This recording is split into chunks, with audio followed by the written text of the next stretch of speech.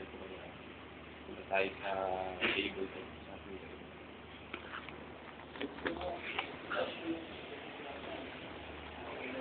Ito ang computer ko. Ito mga kasama ko. Ayan. Mga makukulit sa mga yan. Ayan. Yung over pa ngayon yan. Yung mga bossing namin. Dapat yun. Sa dulo. Sa video. At ito naman ako.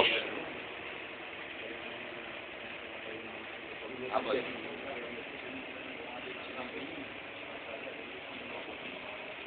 Ano, bossing?